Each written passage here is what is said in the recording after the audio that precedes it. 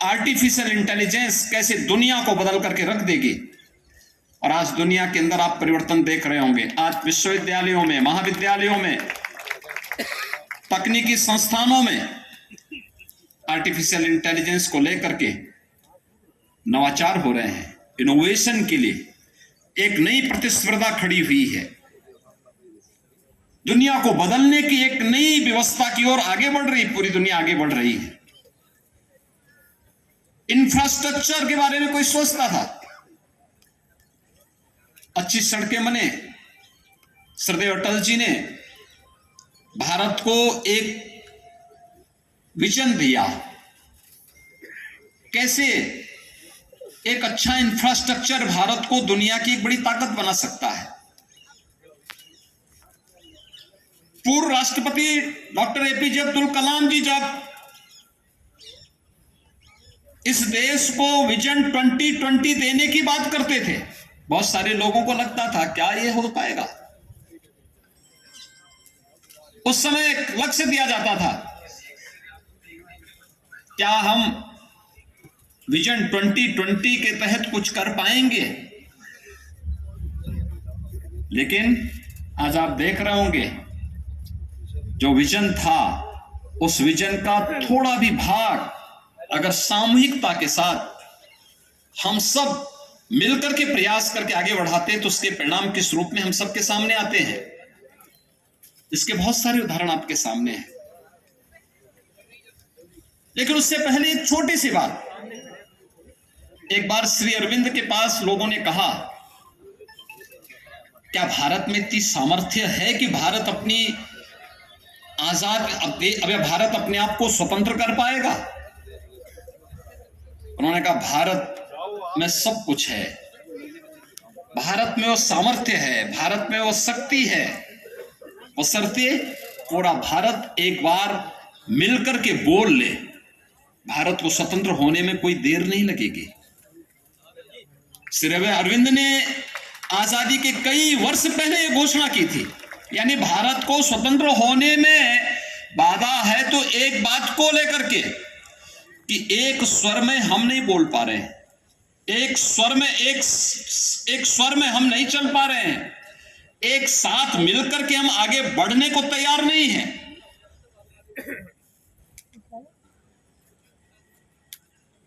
लोगों ने कहा है कैसे संभव हो सकता है? उन्होंने कहा, जिस दिन भारत एक स्वर में बोलने लग जाएगा ना, एक साथ चलने लग जाएगा, उस दिन दुनिया की कोई ताकत भारत को गुलाम बना करके नहीं रख सकती। और विजन 2020 जो इस देश के पूर्व राष्ट्रपति डॉक्टर एपीजे अब्दुल कलाम ने भारत को दिया था, उसका परिणाम किस रूप में हमारे सामने आया है कि देश जब 2022 में अपनी आजादी का अमृत महोत्सव मना रहा था, तब दुनिया के 20वें बड़े देश, जिनका दुनिया के सर्वाधिक संसाधनों पर, सर्वाधिक व्यवसाय पर, सर्वाधिक जीडीपी पर जिनका अधिकार है, सर्वाधिक पेटेंट पर जिनका अधिकार है, एकाधिकार है, उन G20 के देशों की अध्यक्षता प्रधानमंत्री मोदी जी के नेतृत्व में भारत कर रहा है। यह भारत की सामर्थ्य और भारत की शक्ति का ही प्रदर्शन है। जब अटल जी ने आज से 20-22 वर्ष पहले स्वर्णिम चतुर्भुज के बारे में एक सोच प्रारंभ दी थी देश को, वर्ल्ड क्लास इंफ्रास्ट्रक्चर देने की बात कही थी, ग्रामीण प्रधानमंत्री ग्रामीण सड़क के माध्यम से गांव-गांव को बेहतर कनेक्टिविटी देने की बात कही थी। लोगों को लगता है इससे क्या होगा। आज आप देख सकते हैं गांवों में भी खेती, जिसको हमें मानते थे कि यह तो खेती का मतलब किसान को प्लान करने के लिए मजबूर होना, खेती का मतलब यह मान लिया जाता था उस समय कि खेती का मतलब एक घाटे का सौदा। आज वही खेती इस सदी की सबसे बड़ी महामारी के दौरान दुनिया का संबल बनी। कोरोना के पिछले 3 वर्ष के कालखंड में इस बात ने साबित किया है कि हर एक सेक्टर में गिरावट आई है।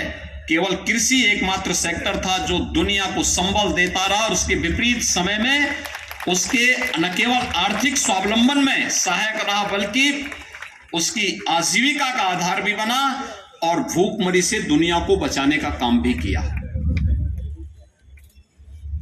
करोड़ों लोगों के जीवन का संबल बना।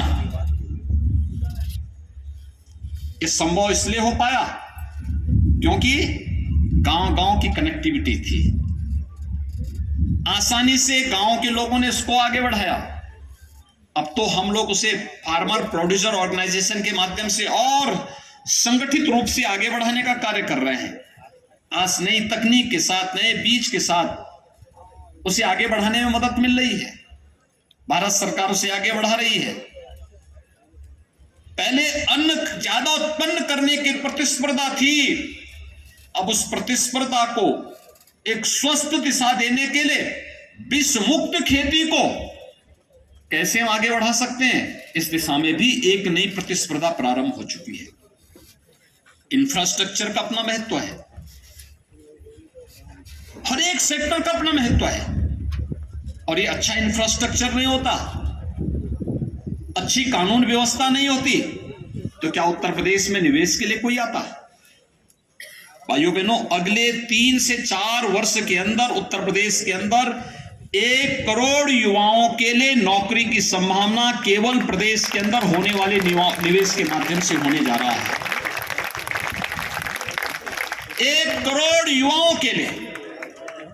मेरे सहयोगी सुनील राजभर जिस बात को कह रहे थे, एक फैमिली आईडी कार्ड हम प्रारंभ करने जा रहे हैं।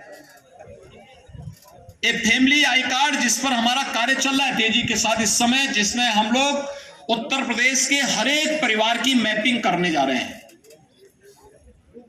जिसके माध्यम से किस परिवार को शासन की कौन सी योजना का लाभ मिला है और किस योजना का लाभ नहीं मिला है, ये सब कुछ डिजिटली अंकित होगा।